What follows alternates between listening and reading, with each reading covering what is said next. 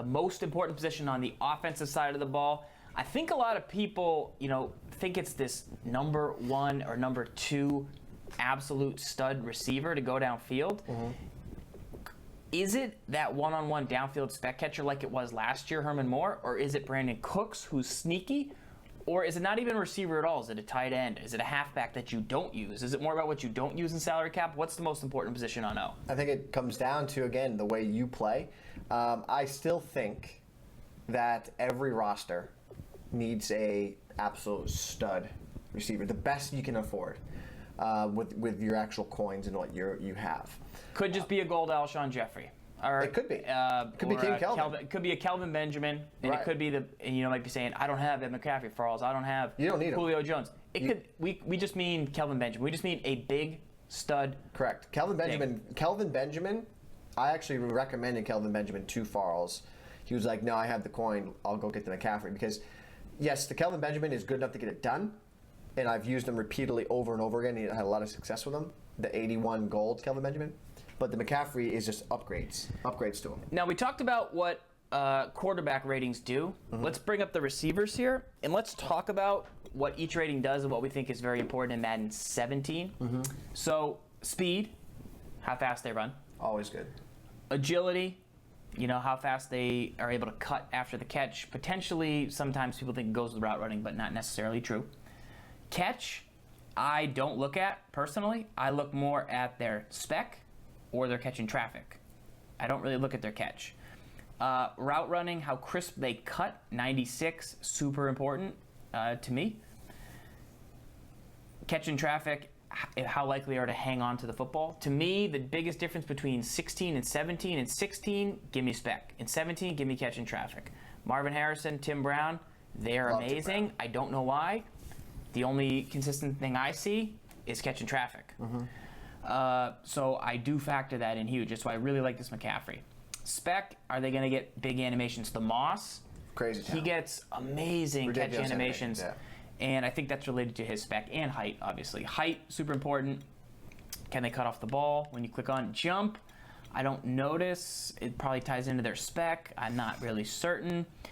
Anything else about receivers? A run block, Brandon Marshall, strength in run block. Can they get outside and run block? There's not really like a dominant run block. They cap them out at about 65, 67 this year. So yeah, I would say that the most important thing about receivers is you need to identify roles. The best way I can explain it is looking at my own offense with gun punch, right?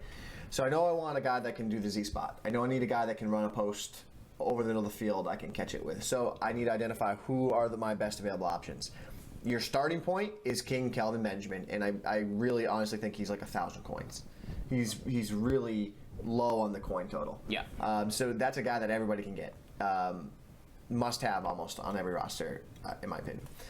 So that's the one guy I need. So I need to identify that. Next, I need a guy that can be a great route runner. We talked a little bit about Tim Brown. So I need a guy that's great route running because I throw that corner. He runs slants a lot, ins and outs. So I need a guy that's a great route runner. So then that would be Tim Brown. You mentioned Marvin Harrison. Great. And then I want a guy that's an absolute just burner. Give me the fastest guy available, and that's Brandon Cooks. I think Brandon Cooks is one of those guys that needs to be on every roster. Yeah. Cooks, you need that's the formula for me. And then I need a tight end that can run block and has speed. I don't necessarily worry too much about catching traffic because the routes I throw to my tight end don't typically rely on catching traffic. Correct. So, that's the thing with the tight end is we just went over receivers, right? You go to tight end, Clark here, everything's the same, except run block and strength matter a little bit more because they're going to be on the line potentially. And then height, spec, catching traffic, route running. Route running is generally going to be a little lower. Mm-hmm. Spec and catching traffic might be a little bit higher depending. But if you got Vernon Davis, he has terrible route running. He's going to be a horrible, potentially, guy on a corner route. Yep.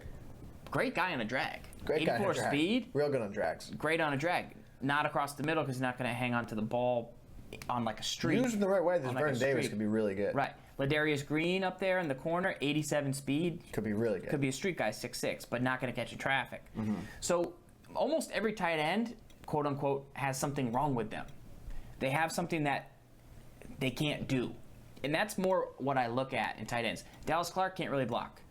Block, right. Jason Scott Chandler Witten, block, too but can't- slow.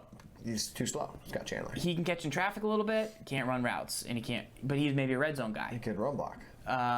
And so you got to go to that and be like, well, what does that? Charles Clay, a little short. Charles Clay does everything. Can do a though. lot. He's the closest I can He do. does everything medium. Gary Barnage does everything medium.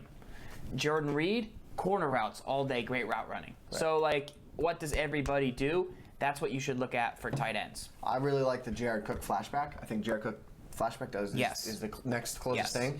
Whereas I don't love this Dallas Clark because of his run block. His run block, it's all mental maybe. Like if his run block's at 70, I might be like, oh, yeah, okay, I can get by with him.